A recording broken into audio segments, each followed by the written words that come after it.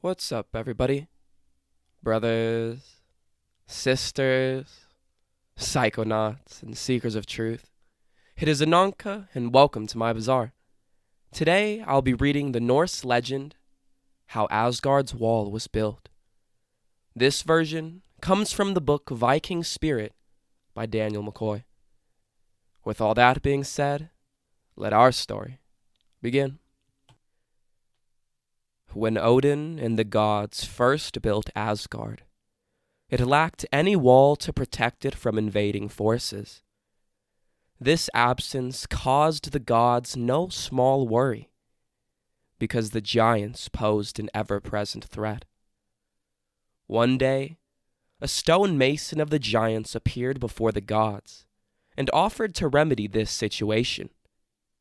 However, his demands were harsh.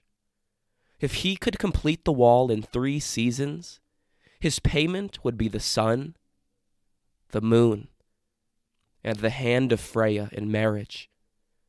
The gods, fearful at the prospect of losing the beings that brought light, warmth, and fecundity to their world, bargained with the mason. For obvious reasons, Freya was adamantly against the deal.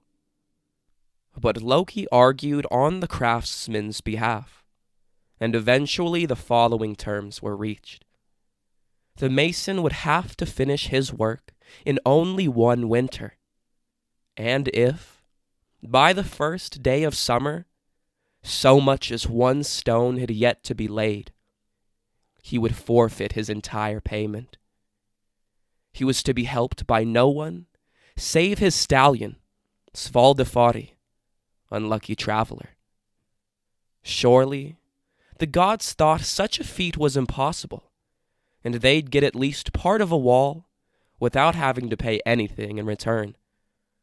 All swore oaths to uphold the terms of the deal and to ensure the giant's safety in Asgard.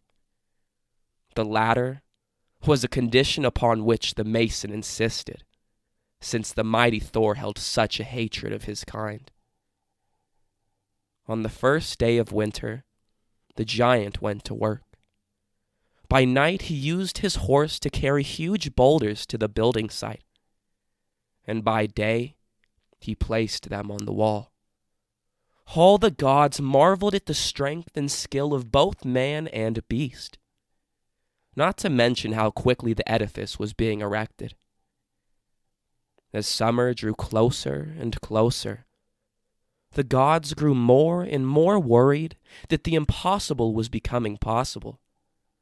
The mason was on track to complete his work in time, and Freya, the moon, and the sun would be lost to him. When summer was only 3 days away, the wall was so strong and high that it would be unassailable if any of the foes of Asgard mounted an assault against it. It was still incomplete, but only technically. The terrified gods spoke of breaking the oath they had sworn to the giant mason, and of killing him before he was able to finish his work. But Thor was in the east, fighting other giants at the time, so their best giant slayer was unavailable for the purpose. Though all of the gods were to blame for this sorry state of affairs, having all sworn the same oath, they did what we humans so often do in situations of this sort. They found a scapegoat. Loki, they recalled, had gone out of his way to argue on the giant's behalf. Therefore, their collective panic reasoned that he was uniquely responsible for this terrible state of affairs.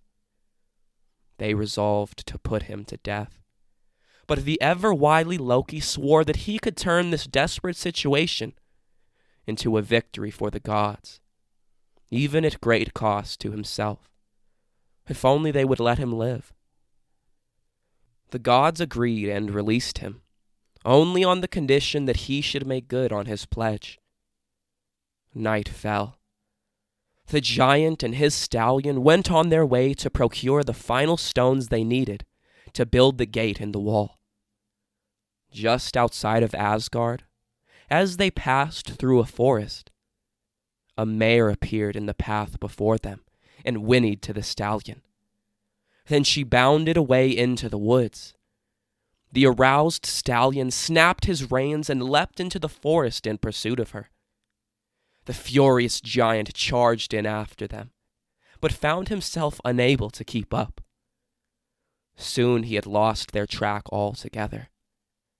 By dawn, the entire night's work had been lost. The giant surveyed the gap in the wall where the gate should be, and realized that there was no way he could finish in the scant time he had left. He flew into a murderous rage, bellowing and shaking the ground. He was about to smash the wall he had so laboriously constructed over the past several months and kill anyone inside whom he could get his hands on, when Thor returned from the east. The thunder god wasted no time in raising his hammer and paying the giant the wage he felt he was now due. With one single blow, the giant's skull burst into crumbs, and his spirit tumbled down to hell. Meanwhile, a fowl was growing inside Loki, and, in due time, Loki gave birth. The gray, 8-legged horse grew into the finest and swiftest stallion in all of the cosmos. His name was Sleipnir, the Sliding One, and he would go on to faithfully transport Odin all over the universe on that god's countless shamanic errands. All right, brothers and sisters, that is the end of our story. Don't forget to like, share, and subscribe, and I will see you in the next one.